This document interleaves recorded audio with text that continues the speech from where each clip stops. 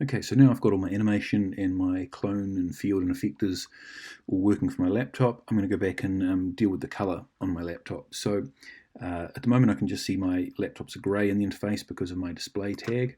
So let's go back to that display tag, select it and just turn that off just so I can see the colors.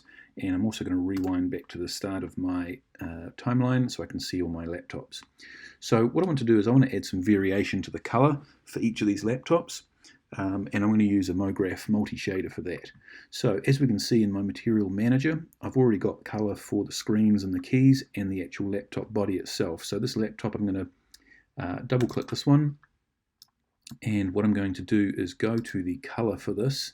And at the moment, and what we usually do is just pick a single color from our color selector at the top right hand corner here. What I want to do is go to this texture section and hit the drop down arrow. And under MoGraph, I'm going to create a multi-shader, which is going to give us many versions of colors that we can use with a random effector to spread across our clones. So let's go to MoGraph multi-shader. Here's our multi-shader. At the moment, we've just got this one white color. So if we click on multi-shader, at the moment, we've just got this plain white.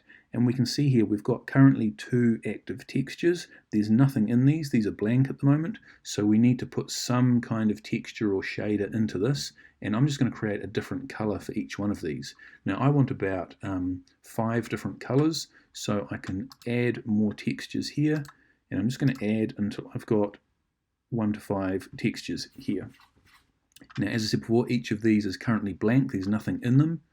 So what I need to do again is click on this little drop down arrow and choose which shader I want inside here. And I'm going to have just a color shader in each one of these. So I'm just going to go through and set these to be a color shader. And what we now have is 5 colors. They haven't been selected yet, so they're all the same. They're just white. And we can go into each one of these either by clicking on the name color or clicking on the swatch itself. And in here, we can then set the actual color for this particular multi-shader. Once we've set the color, we can go back up a level into this multi-shader to see all our shades. So what we've got here, if we click back on color, this is sort of like a branching tree type shader here. So in the color, rather than have a single color, we've got a multi-shader. If we click and go into that, here are our 5 different multi-shaders. If we click on each one of those, we can go in and set them. So as I said, it's like a sort of a branching tree system. Now, I just don't want to pick random colors to go into my multi-shader. I want to have a bit more intelligent design with my color selection. And quite often what I like to use is the Adobe Color tool, which is color.adobe.com. And it gives you a whole range of different ways of selecting color palettes. This is the Analogous color palette system. We've got sort of a key color here that we can click and drag around our color wheel. And then we've got these other sort of secondary colors that we can reposition, and the color wheel will automatically create analogous color palettes for us. There are other types of color palettes. There's monochromatic, which will sort of pick a single color and then have give us tones of that. We've got triads, we've got complementary. There's a whole bunch of different types of color palettes available. What I also like to do is to use the extract theme function. If we click on extract theme, we can actually drag and drop a picture in here and select a color palette out of a picture. So if I go to my Finder, I've actually got the matrix poster here, which I'm going to drop in here. I thought, seeing as I'm making sort of a techie, laptopy, maybe futuristic MoGraph thing, I'd use this matrix color palette system. So once we've got a picture in here, we can manually drag these points around to create our color palette, or we can pick some presets from the side. So we've got a colorful palette, a muted one, deep. I quite like this dark color palette. It's pulled all the dark tones and a couple of lighter ones. So I'm going to use this for my color palette. So what I'm going to do is just park this off to one side so that I can see that, and also my material editor.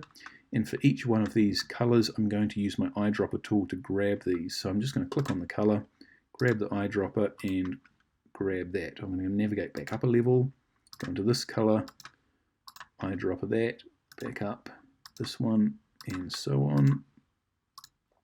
And once I've selected each of these colors, Let's just grab that last one. Now we've got a color palette based on the poster from the matrix here. So let's minimize that.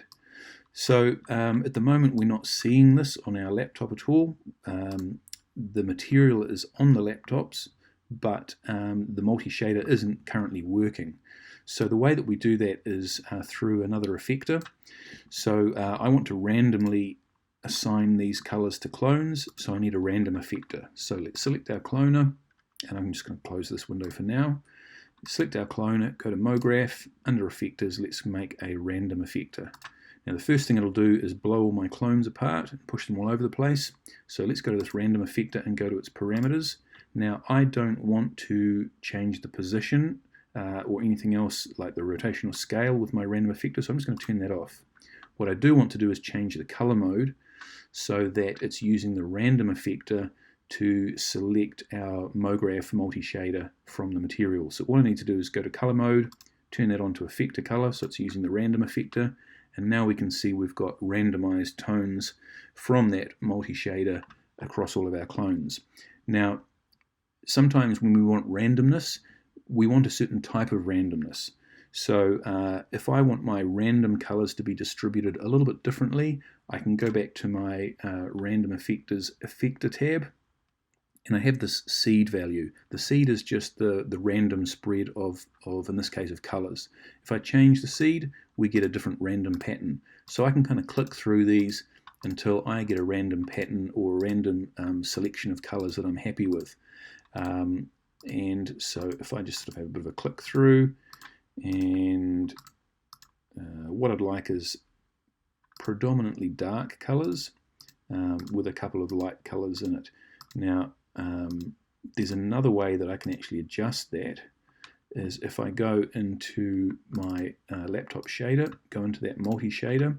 At the moment I have 5 colors and they're distributed equally randomly across across my clones.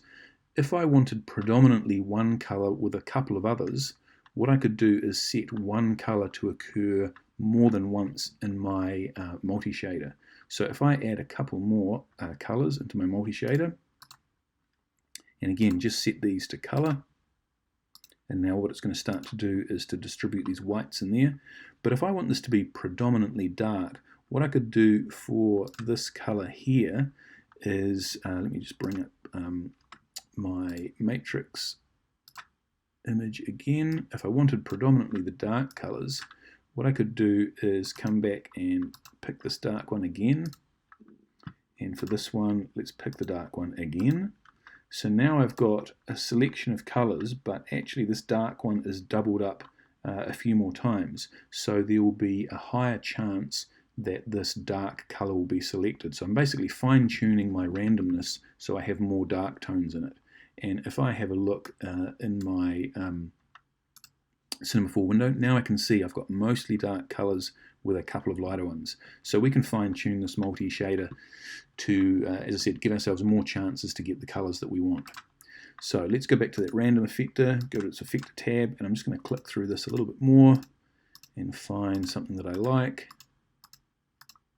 And that looks pretty good to me. Mostly dark tones with a couple of light ones here and there. So let's just scroll through here and watch this open up. That looks great. I'm happy with that. The other thing, seeing as I'm going for a bit of a matrixy theme here, what I might actually do is change the stroke color so that it's more in line with the matrix poster that I had. So again, let's grab this color palette that I've extracted. I'm going to double click my sketch material, and under the color, again I'm going to use this Eyedropper Tool, and I'm going to color pick the lightest tone in the palette.